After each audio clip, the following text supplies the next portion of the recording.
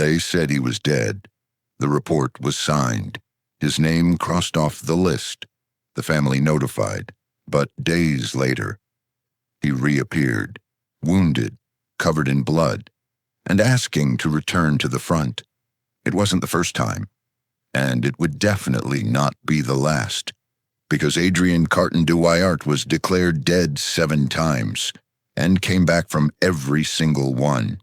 He lost an eye, had bones shattered, was pierced by bullets, struck by shrapnel, thrown into the sea, captured by the enemy, and still he always survived, not by luck, but because he seemed incapable of giving up. And when people asked how that was possible, he answered with unsettling calm. Frankly, I enjoyed the war. When the Second World War began in 1939, Carton de Wyaart no longer looked like an ordinary soldier. He walked with a visible limp, wore a black eye patch. His body carried scars from previous conflicts. To many, he seemed like an eccentric officer. To those who fought beside him, he seemed almost inhuman. Adrian was born in 1880 into a European aristocratic family. He spoke several languages, received a refined education. He could have lived a comfortable life, far from any battlefield, but he chose the opposite. Still young, he lied about his age to enlist and fight in the Boer War. There he was shot in the stomach and the groin. Doctors said he would not survive the night. He survived. During the First World War, his reputation began to take shape. A piece of shrapnel tore through his face and destroyed his left eye.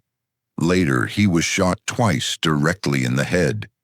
Any other man would have been permanently evacuated. Carton de Wyaart refused. He continued commanding troops on the front lines. In one attack, a grenade exploded too close and crushed his left hand. Doctors insisted on amputating it. He disagreed. Without anesthesia, he tore off 2 fingers with his own teeth to avoid losing the entire hand. After that, he returned to combat. In 1939, when the Second World War began, Adrian was nearly 60 years old. For the Army, that meant retirement.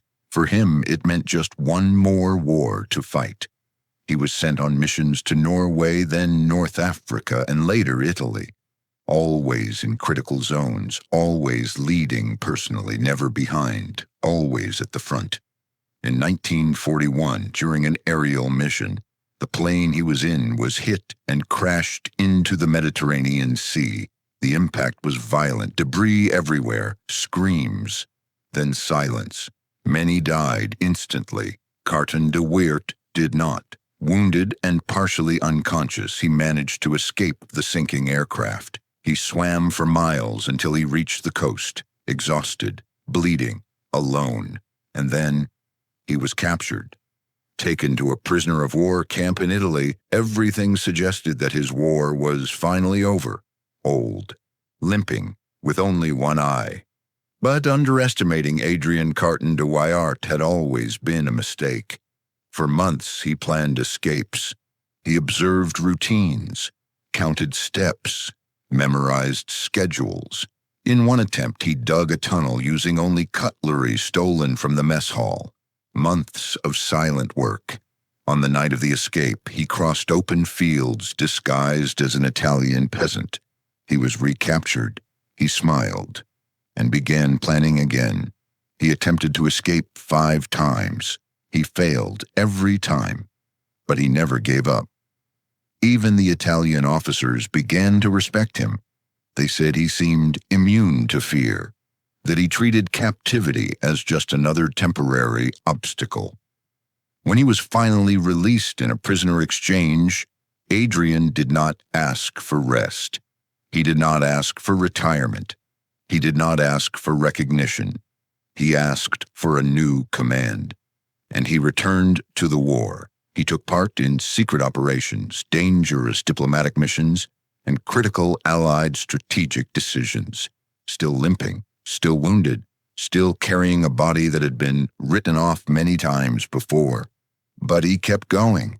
By the end of the war, his record was almost unbelievable. Gunshot wounds in 6 different parts of his body, loss of one eye, multiple fractures, close-range explosions, plane crashes, enemy captivity, 7 occasions on which he was declared dead, and he survived them all. In his autobiography, he wrote about the war without drama, without self-pity, and he summarized his entire life in a sentence that still unsettles historians today. Frankly, I enjoyed the war, not because of violence, but because to him, war revealed who we truly are when everything is stripped away. The story of Adrian Carton de Weert is not about luck. It is about defiance in the face of death, about continuing when the body should already have stopped, about challenging statistics, probabilities, and the very end itself. One man who returned from hell 7 times. If real stories like this deserve to be remembered, leave a like. These accounts are not just about war, but about the human ability to endure when everything seems impossible. Subscribe for more real stories from the Second World War, stories that seem exaggerated, but happened. Ram.